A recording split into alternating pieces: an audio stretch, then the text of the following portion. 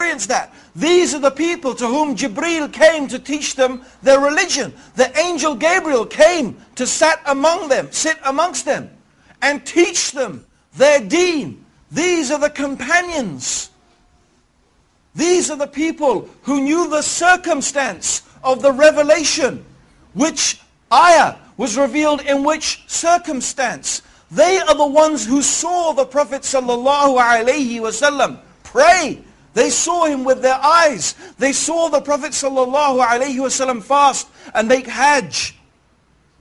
And so on and so forth. So they lived with Rasulullah ﷺ.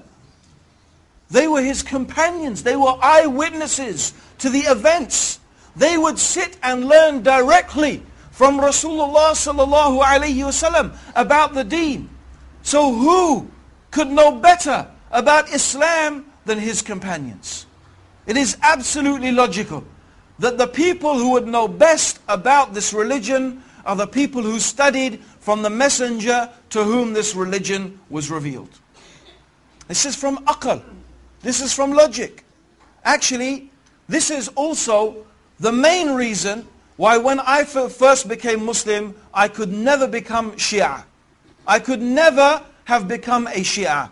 Because when I first became Muslim, in fact, at the time, the Iranian Revolution was very strong.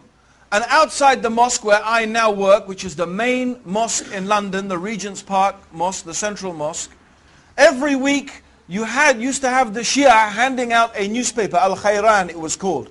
And we used to read it avidly. And we used to follow this slogan, no East, no West, Islam is the best, and all that type of stuff.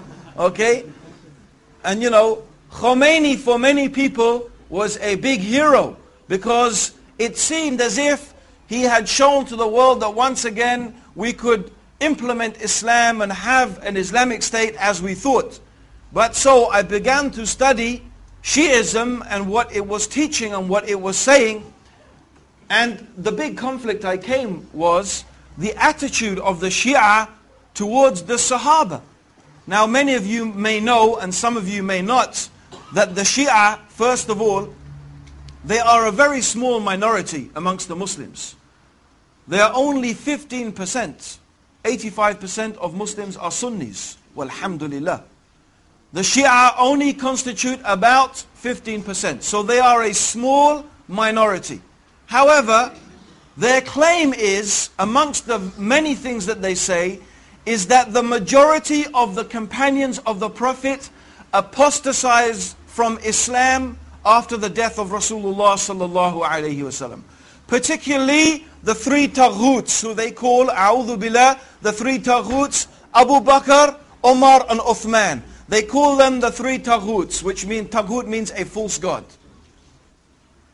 Something that anything that is worshipped besides Allah is a false god. And it could mean an unjust ruler who rules according to other than the guidance of Islam. He is a taghut. So they call them the three taghuts. Because they claim that Abu Bakr and Umar and Ali, may Allah subhanahu wa ta'ala be pleased with them, usurped and deprived Ali of the rightful inheritance of being the successor of Rasulullah sallallahu alayhi wasallam. And of course most of the companions agreed with that, so they also claimed that most of the companions apostatized from Islam. But I thought this is incredible.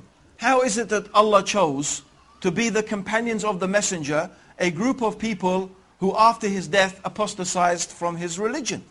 And these are the people who spent all of their life with Rasulullah sallallahu alayhi wasallam. These are the people who are ready to give and often did give their lives in the service of Islam to protect the Prophet sallallahu alayhi wasallam and to protect the religion that the Prophet preached. How they sacrificed their money and their time and everything for the cause of Allah and His religion. Yet when the messenger dies, they apostatized. It doesn't make any sense. It's illogical. It seems to be a totally irrational proposition. Rather, we believe that the companions are the best of all the human beings after the prophets. And the best of the human beings after the prophets is Abu Bakr. And the best after him is Umar.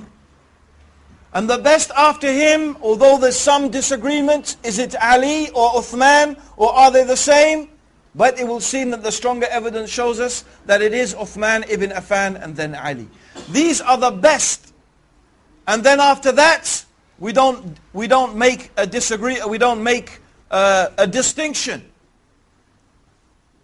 amongst the companions. But generally also the companions themselves are the best of the human beings after the messengers. This is the status of the Sahaba with us.